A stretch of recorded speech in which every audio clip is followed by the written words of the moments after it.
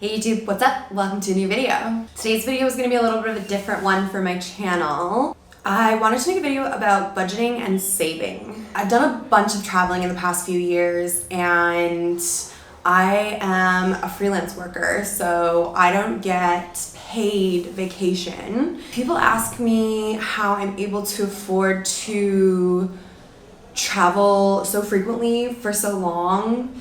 Because when I'm traveling, I'm not working, so I'm not making money while I'm away. And I've always been a pretty good saver, so I thought I would make this video and give you guys some tips about how to budget to be able to purchase the things that you want and live the kind of life that you want, and how to save money in order to make those kinds of things happen. If you enjoy this video, make sure you give it a thumbs up so that more people can see it too, and leave me a comment down below so that I know that you like seeing videos like this, and I can definitely do more videos in this style in the future. Alright, so I'm gonna give 5 tips. Some of them are more practical ideas and some of them are more sort of big idea type of tips. So tip number 1, the one that I think is the most important and has been the most effective for me in terms of budgeting and saving money, is to create separate bank accounts. I've always had 2 bank accounts, my main bank account and then a second bank account labeled savings. I've been working since I was 15, and every paycheck I got, I would take a portion of that paycheck, usually half or probably up to about $200, and transfer it from my main account into my savings account. The first time I ever spent the money from that savings account was when I went to university, and I took the money out of my savings account and I purchased myself my first MacBook. That was sort of the first time I realized the benefits of saving. A few years ago, I watched a video on YouTube. I'll link it in the description box. It's this man speaking at a real estate conference, and he is talking about the idea of multiple bank accounts and using that for saving as well.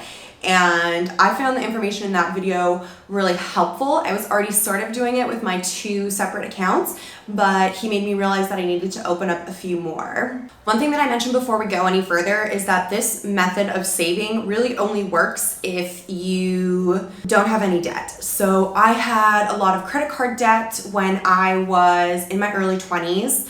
I did a semester of school in Victoria and I didn't get a job, and during that time I just used my credit card to pay for everything, and I had it in my head that once I finished that semester I would move to Vancouver and I would get a job and it would only take me a couple of months. What I forgot to realize at the time was that when I moved to Vancouver, on top of paying my cell phone bill that I was already paying, I was going to have to start paying rent and utilities and buying groceries. So it took me many years to get that 4 months of spending freely on my credit card off of my books, and getting all of my debt paid off was one of the best feelings I've ever had. I felt so accomplished and proud of myself that I was able to do that.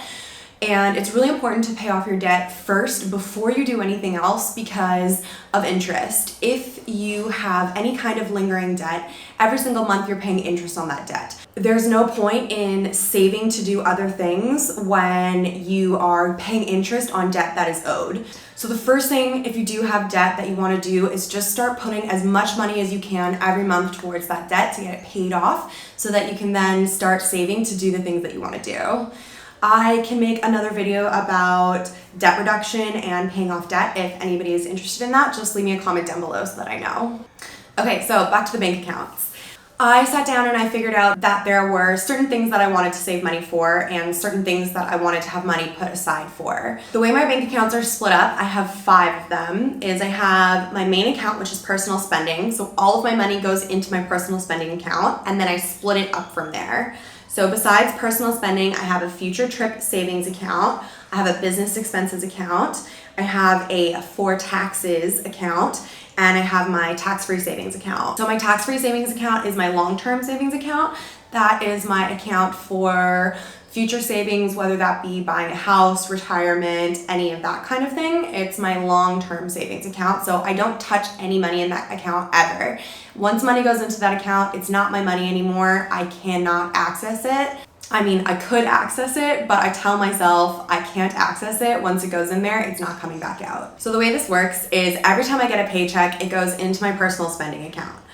I take 1/4 of that money and I put it into my taxes account. I am a freelance makeup artist, so because I do freelance, I need to pay taxes on my total income for the year come the end of the year.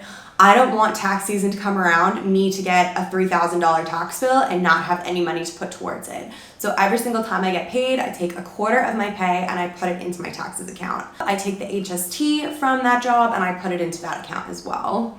After I take 1/4 of my paycheck off for taxes, I take another 1/4 off the remaining balance and I put that into my business expense account.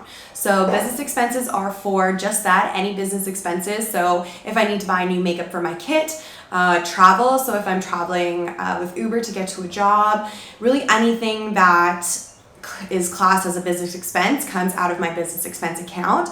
I also use that money to pay for things that might come up in terms of insurance. So when you're a freelancer, you don't have benefits. You don't work for a company that provides benefits to you. When you're working a full-time job for a company, they take a part of your paycheck and they put it towards your benefits. So that's what I decided to do with my business expense account. Whenever I need to go to the dentist or I want to get a massage or anything like that, the money for that also comes out of my business expense account. So after I've taken 1/4 and put it into my taxes, then taken 1/4 of the remainder and put it into my business expenses, then the other 3/4 are put into the other 3 accounts that I have. So that's my personal spending, my tax-free savings account, and my future trip savings account. So 50% of the remaining balance stays in my personal account, which is my spending money. That's for groceries, going out for dinner, paying rent, paying my phone bill, anything that I need for personal spending.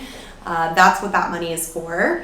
And then the other 50% I split into 2. So 25% goes into my tax-free savings account and 25% goes into my future trip savings account. So that's the way I break up every single paycheck that I get. Sometimes I would get a paycheck for $60. And when I get a check like that, I'm literally putting sometimes $7 into my tax-free savings account. I still do it. It doesn't matter how much money I'm getting paid, I'm splitting it up into those accounts in this same breakdown that I have. When you set up your multiple bank accounts, you can set up as many as you want. Make an account for every single thing that you want to save money for. I would definitely recommend having a long-term savings account. I could probably even have another account for emergencies, but the way I have it in my head is that if I do have an emergency, I will take that money out of my tax-free savings account if I need to. But yeah, I would definitely recommend having a long-term savings account as well as the shorter-term savings accounts for the things that you want to buy. So whatever you're saving for, whether that be travel, a new car, an iPad, that new makeup palette that everyone's talking about, whatever you are saving money for, create separate bank accounts for that. And every time you get paid, put a little bit of that paycheck towards that thing that you want to get. One thing that you want to make sure of is that these bank accounts are free. So a lot of banks have a monthly charge for bank accounts. My personal spending account, my main account, which I guess would be like my checking account, that account has an $11 per month fee so that I have unlimited transactions on that account. My other accounts are all free accounts. So they're either high interest savings accounts, which are online only bank accounts through RBC, or they are free accounts that have minimum transactions allowed. So they're free accounts that the bank offers where you would only be able to swipe your debit card 5 times a month. If I need to spend money out of one of those accounts, so that I don't incur any additional charges, I just transfer the money into my personal spending account and then spend it that way. That way I'm not paying a fee to have every single one of those bank accounts every month, because that kind of takes away from your savings. It's unlikely that you'll be able to have all free accounts. You're going to want to have at least that one unlimited spend account, which will be your checking account, and then all the rest of your accounts, you want them to be free. The other thing that I want to say about having the multiple bank accounts is you have to be strict with yourself. You need to have a little bit of discipline. So if I've spent all the money in my business expenses and I have a dentist appointment coming up and I don't have enough money in my business expense account to pay for my dentist, instead of, let's say, taking money out of my tax account in order to pay for that trip to the dentist, I move my dentist appointment further away so that I have time to build back up the balance within that business expense account so that I'll be able to pay for the dentist. This system doesn't work if you don't have enough money in one of your accounts and you start pulling from another account in order to pay for the things that you want or need.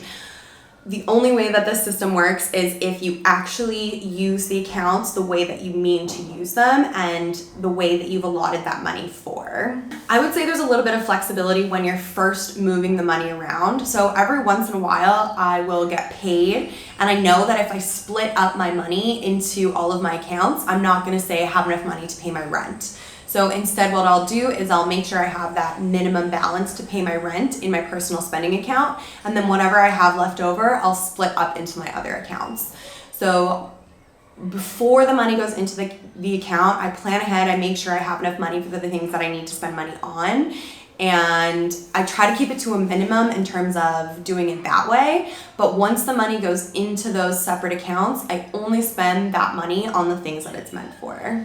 Okay, so I talked about number one for a while because I really do feel like that is the most important thing that has helped me so much with being able to save money for my trips. The second thing that I'm going to talk about is planning ahead. So I'm going to talk about this in terms of travel, but if you're saving for something besides travel, the same theory will apply. Okay, so planning ahead, how much is it going to cost? When you are planning for travel, it's really important that you know how much money you're going to be spending before you go away, because you don't want to be abroad and either not be able to do the things that you want to do or run out of money while you're away. That would be terrible. So it's really important to do research and figure out an estimate of how much you think your trip is going to cost you and save just a little bit more above that. So for example, my boyfriend and I a couple of years ago traveled to Thailand for 2 years.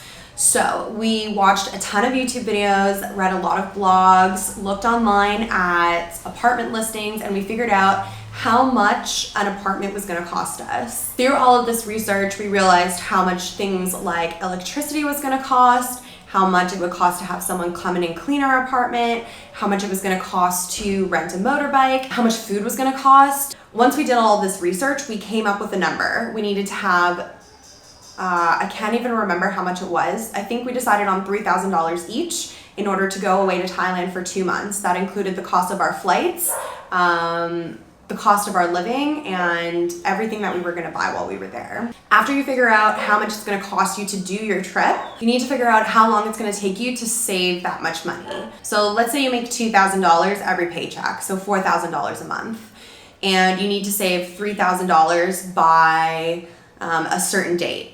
Then you're going to be able to figure out how much you need to take from every single paycheck to put into your future travel savings account in order to save the amount of money that you know you need by the date that you're going to be traveling. So for me, I was working a full-time job before we went away to Thailand, and I was on commission, so I never knew how much I was going to be making. But I knew that once we booked the trip, I had maybe 7 months before we left, and so I knew I needed to save $400 a month in order to get to that $3,000. So every paycheck, I knew I had to take $200 off of that paycheck into my travel savings account so that by the time we left for Thailand, I would have my $3,000 and I would have all the money that I needed for while I was away. Since coming back from Thailand, I've been doing my freelance work and I do my trips a little bit differently now. So now I try to have my money already saved before we book our next trip.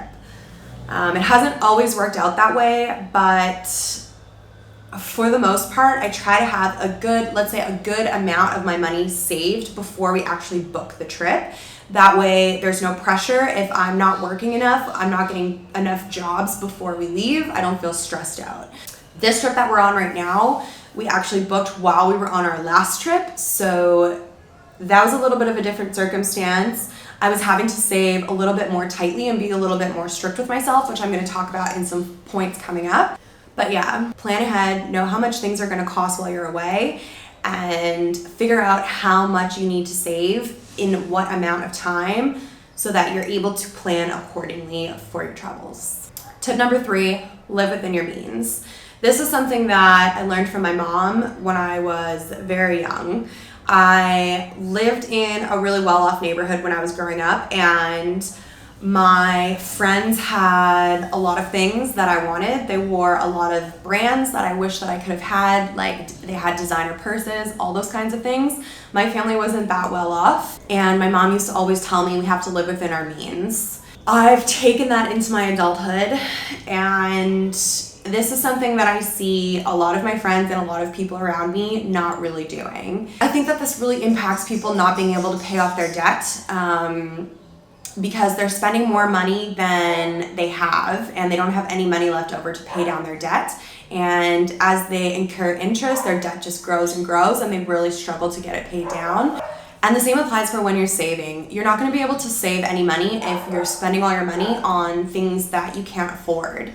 Since I've started this more strict saving plan with myself, I've become a little bit more aware of how much money I was really spending before on things that if I'm saving for, I can't really afford as often. So for example, if my girlfriends want to go out for dinner and they pick a restaurant that I can't afford to go to, I will be that person who says, I'm sorry you guys, I can't afford to go there, can we go here instead? I don't really shop. I only buy things that I need, so mostly just clothes for work, shoes for work. I used to do a ton of shopping. Literally every single weekend I would buy a new outfit to go out that weekend, and I completely cut all of that off. I live within my means. I only spend the money that I have, and that's not a ton because a huge portion of my money goes towards either my long-term savings, my future trip savings, or my business expenses, and that doesn't leave much money left over for a lot of extras in life. So if your future plans are really important to you, if doing some long-term traveling is really important to you, then you have to make sacrifices and give up other things in your life in order to really reach that end goal. So these last two tips are sort of practical things that you can do that are going to help you to live within your means and spend less money so that you can save more money in the long run. Tip number 4 is to take public transportation. So in my early 20s, I used to take the subway all over the city. I would walk everywhere or take the subway. During that time, I was in school and I was working part-time, so I didn't have a lot of money to spend, so I wasn't taking a lot of taxis. When Uber came around, I was starting to make a little bit more money, and I wasn't really saving at that time. I had more money to spend on taking Ubers, so I would take Uber everywhere. I would take Uber down the street to my friend's house, across the city to go to an appointment. It didn't really matter where I was going, I was taking Uber, and I was spending a ton of money, especially like going out, coming home from coming out at night, just really spending a lot of my extra money on transportation. When I was looking at places where I could cut back in order to save money for my travels, the first place that I looked was transportation. It is so much cheaper to take the subway or to take the bus than it is to jump in an Uber. At first, it was hard to readjust to go from taking a car everywhere to taking public transit, but it didn't take me very long to get in the habit, and I have saved so much money doing this. Even if an Uber is $7 and it's gonna cost me $3.25 to take the subway, that $4 difference makes a difference over time, because if I'm taking that $7 Uber to work every single day instead of taking the $3.25 subway to work every single day, that $4 difference is gonna add up. Those little amounts, those little increments really seriously add up over time when it comes to saving money. That $4 difference can go towards my travel, can go towards my long-term expenses, can go towards something else as opposed to being wasted on transportation. And then my number 5 tip for saving money and budgeting is to eat out less. This is another one that I think really stemmed from my mom. My mom never gave us money for lunch when we were growing up. My best friend in school, her mom gave her a weekly allowance for eating out at lunch. I always had to bring my own lunch. It is so much cheaper to bring your own lunch to work than it is to purchase lunch every day. The way that I make this work for me is when I cook myself dinner, I'll always make an extra portion for lunch the next day. I'll try and make an extra portion for maybe the next 2 days so that I don't have to cook as much every single night. but I'm always making extra when I make my meals so that I have something to bring for lunch in the future. Not only lunches, but ordering food to the house as well. My boyfriend and I realized while we were away in Thailand how much money we actually spent on Uber Eats and ordering food for delivery. It was not uncommon for us to spend $60 a night, multiple nights during the week, to order food in because we were too lazy to go to the grocery store or too lazy to cook. So what we ended up doing was we made a deal with ourselves, because it's unrealistic to say I'm never gonna order in again, because it's something we enjoy doing, and sometimes you really are just that tired. So we made this deal with ourselves that we were only gonna order in delivery once per week, and we stuck to it. So instead of multiple times per week spending hundreds of dollars on ordering in food, we cut our expenses on that way down, and all of that money I was able to budget and put towards other things that were more important to me than being lazy. This was something that took a little bit of getting used to. That's why I think it was really helpful to have the once per week, because if it came down to it and we really were feeling too lazy or too tired to make dinner, we would say, okay, it's our once per week. And once you've done that, then the rest of the week you can say, okay, well, we already had our meal for the week, so we're for sure going to be cooking dinners for the rest of the week.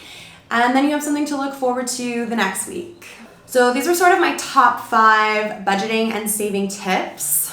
I definitely can come up with a lot more. So like I said, if you guys enjoyed this video, give it a thumbs up and leave me a comment down below and let me know that you would like some more videos like this. I definitely have more things that I could talk about on this subject, but I didn't want to be going on forever. I wanted to kind of keep it to 5 points. I am currently in La Cruz, Mexico, so if you guys want to see my travel vlogs, make sure you subscribe to my channel because I'll have a bunch of videos coming out soon. Thank you so much for watching this one, and I will see you in my next one. Bye.